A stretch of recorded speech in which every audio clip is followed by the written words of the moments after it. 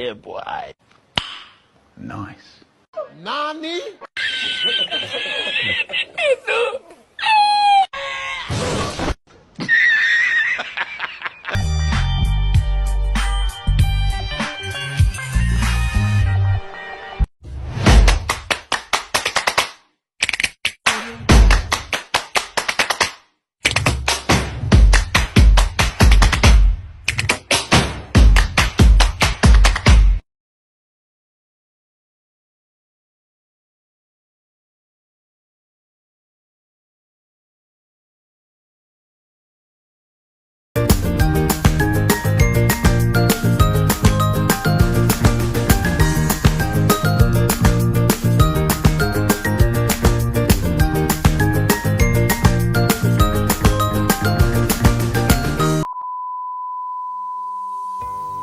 Halo, salam sejahtera untuk kita semua.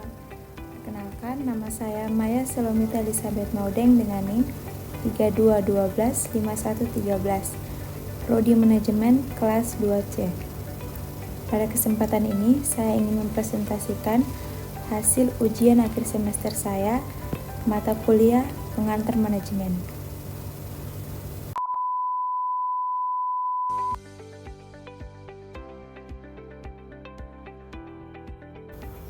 Jadi, komunikasi dalam manajemen adalah proses penyampaian informasi agar tujuan organisasi tercapai.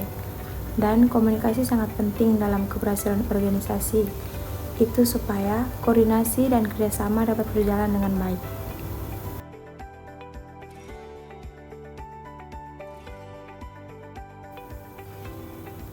Jadi, proses komunikasi dimulai dari sender, encoding, message, channel, decoding, receiver, dan feedback. Contohnya, manajer memberikan instruksi kepada karyawan melalui rapat, lalu karyawan melaksanakannya dan melaporkan hasilnya.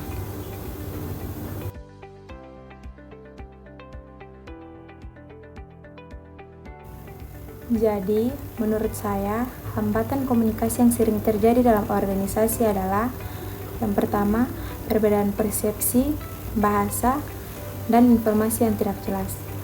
Nah, untuk mengatasi masalah tersebut, sebaiknya menggunakan bahasa yang jelas atau mudah dimengerti oleh semua orang. Yang kedua, memilih media yang tepat. Dan yang ketiga, melakukan konfirmasi ulang.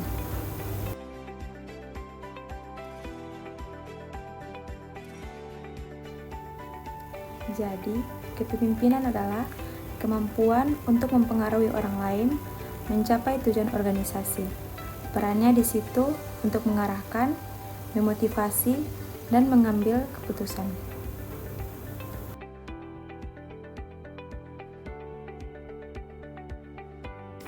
Jadi, berdasarkan pengalaman saya mengenai kepemimpinan yang efektif, yaitu saya pernah melihat anggota ketua kelompok dan bekerja sama dengan baik dalam timnya.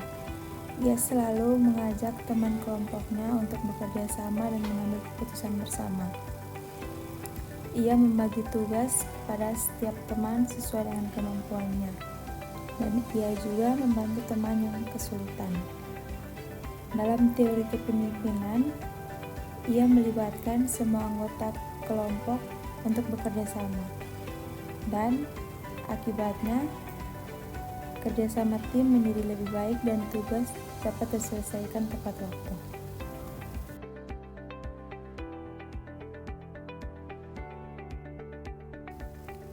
Jadi, perubahan organisasi adalah cara kerja sistem agar sesuai dengan perkembangan yang dibutuhkan oleh organisasi untuk meningkatkan kinerja kerja dan menghadapi persaingan.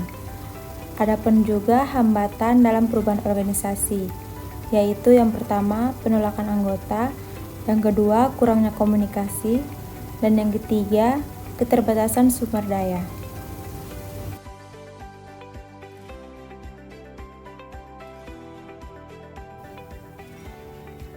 Jadi, contoh perubahan organisasi terhadap kampus yaitu penerapan sistem pembelajaran dan administrasi berbasis digital, Adapun juga dampak positif dan negatifnya. Dampak positifnya yang pertama, proses akademik menjadi lebih efisien dan cepat. Yang kedua, akses materi kuliah menjadi lebih mudah. Dampak negatifnya yang pertama, resiko kebocoran sistem ataupun data. Yang kedua, bagi mahasiswa ataupun dosen yang tidak menguasai teknologi menjadi kesulitan.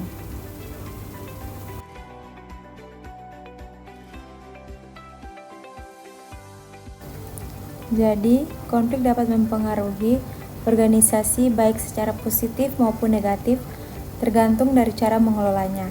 Adapun dampak positifnya yang pertama, dapat memunculkan ide baru atau inovasi baru, dan dapat menyelesaikan masalah yang selama ini tersembunyi. Berikut dampak negatifnya yang pertama, menghambat pencapaian tujuan organisasi dan menurunkan produktivitas organisasi.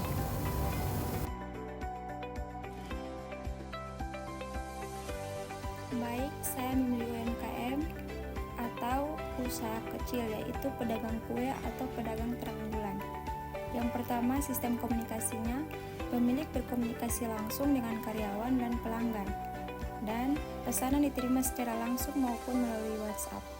Yang kedua, gaya kepemimpinannya menggunakan gaya kepemimpinan demokratis, yaitu pemilik mau mendengarkan saran dari karyawan dan bersama-sama menyelesaikan masalah.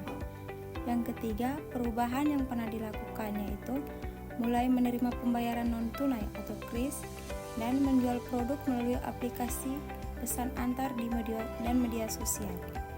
Yang keempat, upaya pengembangan organisasi yaitu menambah variasi menu dan melakukan promosi melalui media sosial. Yang terakhir, saran untuk meningkatkan kinerja organisasi yaitu lebih aktif mempromosikan produk di media sosial dan menjaga kualitas produk agar pelanggan tetap setia.